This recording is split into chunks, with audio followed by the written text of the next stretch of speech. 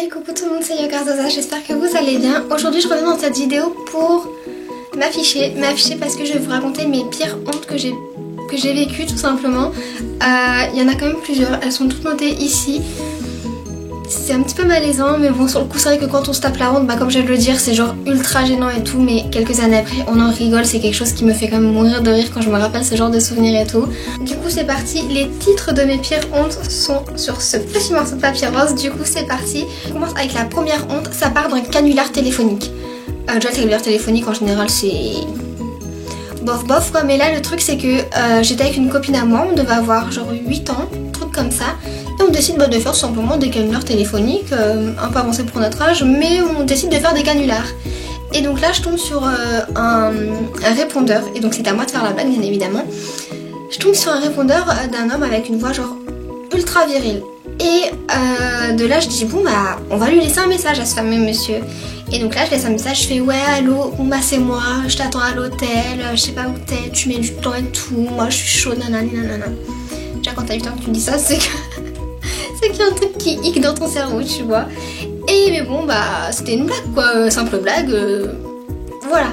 Et donc la journée se passe, on arrête nos canulars téléphoniques, ma mère rentre du travail, ma copine rentre chez elle, et là d'un coup t'as ma mère qui me fait hey, Lise viens voir. Et je suis waouh, si ma mère elle m'appelle comme ça, c'est qu'il y a quelque chose de bizarre quand même. Et elle me fait ouais c'est quoi ça. Et là en fait elle me fait écouter le message que j'avais laissé à ce monsieur.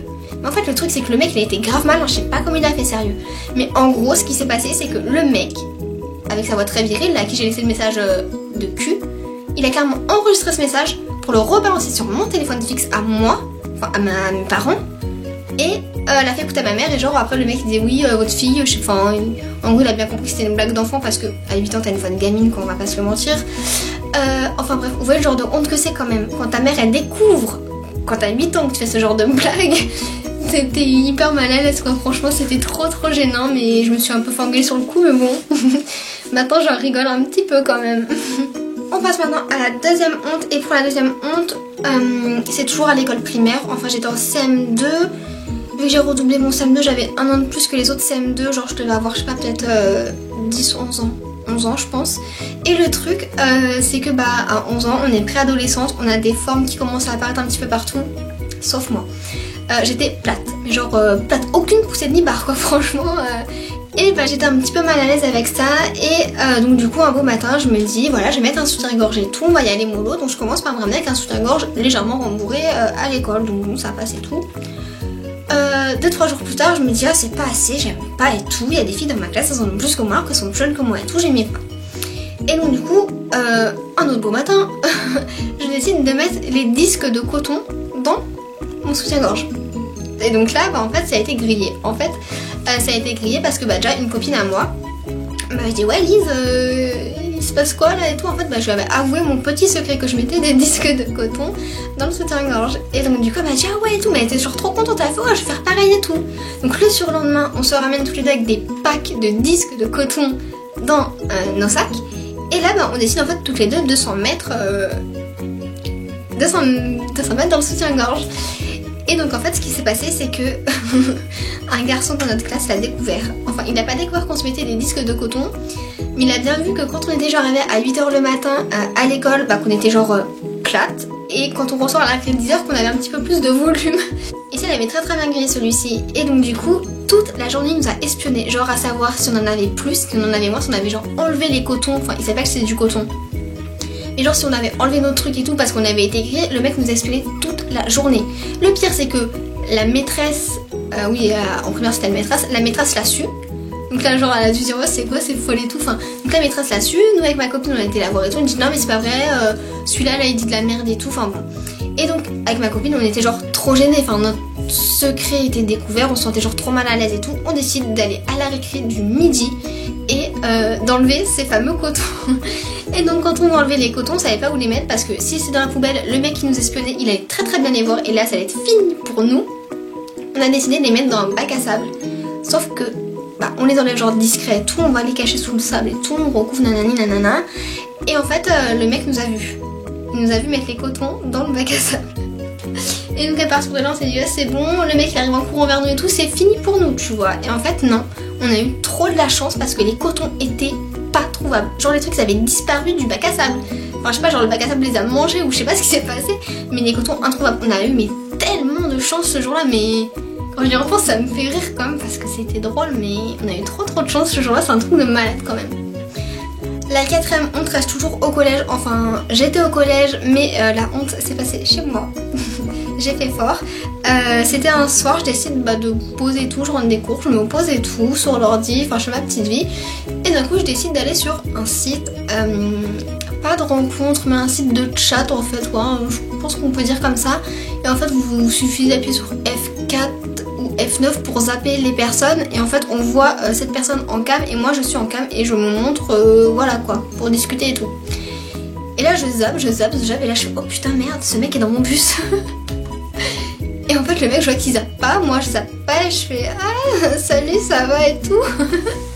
Et en fait on a grave discuté tous les deux parce qu'on se connaissait sans plus, c'était dans mon bus, il était, je sais pas, je devais être genre en 5ème, 4ème, le mec était en 3ème, enfin il était plus grand que tout le monde et tout. Et en fait je croise ce mec qui est dans mon bus tous les matins, que je vois tout le temps au collège, que je vois le soir dans mon bus, partout. Ce mec je le vois partout, il habite la ville voisine et je trouve sur ce site de rencontre. J'étais genre trop mal à l'aise devant lui, je me disais ouais je le zappe, genre il m'a pas vu alors qu'il m'avait très bien reconnu, de même pour moi. Enfin et donc du coup le lendemain matin je suis montée dans le bus, genre je lui ai souri et tout. Mais c'était genre trop bizarre quoi, je m'attendais à tout sauf à celui-ci. On passe maintenant à la 5ème honte, donc là ça... à la 5ème honte, donc la 5ème honte, il me semble que j'étais légèrement plus grande car c'était il y a genre 5 ans, 5-6 ans. Ouais ça doit faire 5 ans, un truc comme ça. Prendre un bain. Et en fait, l'histoire du bain. L'histoire du bain c'est que la salle de bain était en face du lit si vous voulez, si je fermais pas la porte, mon amoureux qui était sur le lit, il me voyait en train de prendre mon bain. Et lui il me calcule pas du tout. Genre rien à foutre de ma gueule, enfin je sais pas, il me calculait absolument pas. Donc moi je glousse quoi, enfin je fais la grosse donne pour l'attirer, genre je sais plus, je faisais et donc là on commence en fait à rigoler, lui était sur le lit, moi dans le bain et tout, puis il se foutait clairement de ma gueule hein, parce qu'il avait bien vu mon petit jeu. Et le truc c'est que tellement il me fait rigoler. Et en fait quand j'ai rigolé trop fort, mais vraiment trop fort, c'est à dire que il y a un gros tas de morve qui m'est sorti du nez. Mais quand je dis de la morve, c'est pas de la morve genre discrète, non, c'est de la morve. C'est de la grosse morve genre vert bizarre, enfin un truc archi dégueulasse. Et le mec m'a vu, tu vois, enfin la honte, le rendez-vous amoureux qui tombe à l'eau direct quoi. Et donc du coup j'étais comme ça, je fais ah ramène-moi des sopalins, ramène-moi du PQ et tout. Et lui il était plié en deux sur le lit. Et il pouvait plus s'arrêter de rire parce qu'il se foutait trop de ma gueule. Moi j'étais genre comme ça trop gênée, enfin la honte phénoménale quoi. On passe du coup à la 6ème honte. Je vous décide de vous raconter lorsque je me suis trompée de papa. Oui j'ai déjà fait, hein. Mais j'étais grande hein, c'est ça le pire, c'est que j'avais pas 5 ans quoi, non. J'avais genre 16-17 ans et au calme je me trompe de papa. C'est-à-dire qu'en fait un soir, j'ai dit à mon père est-ce que tu peux m'emmener voir des potes et tout. Il me dit oui, donc on y va en moto. Et donc il me pose à un certain endroit dans un village et tout. Et il me dit bon on se retrouve à l'église à cette heure-ci quoi, genre à 22, 23 je sais plus, enfin assez tard quoi. Donc du coup je fais ok et tout, je serai là, la soirée passe, nickel, mes potes nickel et tout. Et d'un coup vers 22, 23h, un truc comme ça, mon père me dit je pars, je suis là dans 10 minutes, je fais ok et tout. Il me dit qu'il est encore en moto. Je fais ok ça marche et tout. Donc moi je l'attends, puis là d'un coup au loin je vois des phares de moto arriver, sauf que j'étais pas à l'église, j'étais encore au terrain de foot. Et je vois des phares arriver et tout, je me dis ah vas-y les gars c'est mon père et tout, je vais y aller. Donc il y a un de mes potes qui me raccompagne jusqu'au phare de la moto. Et là en fait plus j'avance et plus je me dis mais c'est pas la moto de mon père, ça c'est vraiment pas cette moto là. Et je continue à avancer et tout. Et puis le mec s'arrête, enfin le moteur s'arrête devant moi. Et on était face à face comme deux cons. Puis là je regarde, je fais papa. Et là le mec il enlève son casque, il fait non, je suis trop jeune pour être papa. Et là je fais oh putain. Et là je fais bah merde, désolée, je croyais que c'était mon père, il m'a dit qu'il allait me chercher en moto et tout, à cette heure-ci, désolée quoi. Le mec il me fait non t'inquiète, mais par contre il y a une moto là de l'église, il y a une moto qui attend. Je fais ah bah ça doit être mon père. Et donc du coup il me fait bah vas-y monte, je te ramène et tout, j'avais un peu de marche et tout. Donc il me dit bah monte, prends mon casque, je te ramène.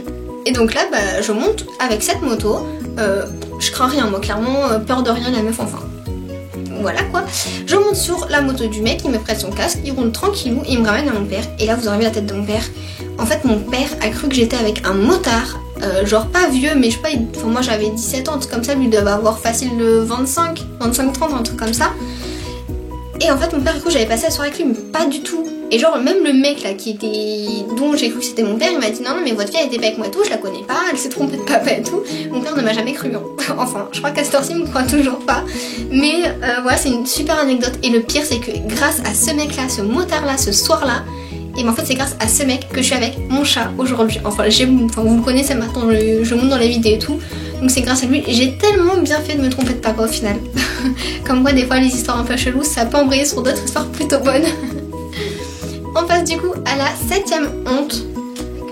J'aime mon copain, ça fait genre plus de 3 ans qu'on est ensemble et tout, et donc du coup maintenant en fait quand moi je me lave, soit lui il est dans la salle de bain avec moi, il se fait les poils de barbe, enfin il fait sa lèvre pendant que moi je suis à la douche.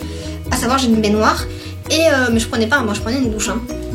Et le truc c'est que je me mets dans la douche et tout, je commence à faire couler l'eau, et là dans ma tête je me dis j'ai envie de péter.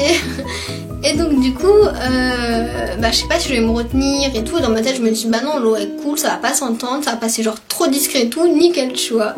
Et je me lâche pas quoi, c'est bon. Et là en fait, ne jamais péter dans une baignoire car ça fait une putain de résonance. Mais quand je dis genre la résonance du siècle les gars, mais à la base c'était genre un tout petit mais genre même discret et tout. Mais non, là ça fait résonance monumentale. Et là mon mec il se retourne et fait genre il était choqué et tout, et moi j'étais toute rouge mais pété de rire, et ça c'était quand même assez récent. Et donc du coup mais ça mais mort de rire quoi, faut jamais péter dans une baignoire. Surtout quand vous êtes avec quelqu'un, encore si vous êtes tout seul ça passe, mais pas quand t'es avec quelqu'un. Ensuite on passe à l'avant-dernière honte qui est du coup, ça aussi c'est ultra récent. J'étais en train d'apprendre à conduire avec mon père, et en fait on est dans un tout petit village, et en fait il m'apprenait à conduire sur une route sans issue au bout de chemin au bout, et donc du coup en fait il faisait comme des simulations du style fais gaffe c'est un piéton qui arrive, faut que tu freines, faut que tu changes de vitesse, faut que tu fasses ci, faut que tu fasses ça. Donc moi je rentre dans le jeu et tout, puis je sais plus, il a dû me dire un truc et tout, en fait il me dit embraye. Et donc enfin je vous resitue la situation, j'ai pas le permis hein, mais je le sais, c'est l'embrayage, le frein, l'accélérateur. Donc ton pied droit jongle entre l'accélérateur et le frein, et ton pied gauche gère tout le temps l'embrayage. Et donc là mon père me dit Lise embraye. Et moi je fais quoi? Pied droit, embrayage. Faut le faire parce que du coup mes jambes, genre ça c'est mes jambes, elles ont fait ça quoi, mes jambes, enfin le truc de malade. Mon père il a dit mais qu'est-ce que t'as foutu, comment t'as fait là? Explique-moi parce que c'est pas possible, je comprends pas. Et mais ça on en a rigolé aussi hein. L'embrayage au pied droit c'était quand même fatalement drôle. Voilà, mes pires hontes elles sont terminées. Si la vidéo vous a plu n'hésitez pas à la liker. Si vous aussi vous voulez me raconter vos pires hontes ou genre des moments ultra gênants mais que maintenant vous en êtes mort de rire, laissez-moi trop des commentaires, je veux voir vos pires hontes, je veux pas me sentir seule sur cette vidéo. Donc du coup je vous fais tout plein de gros bisous et je vous dis à très bientôt. Ciao.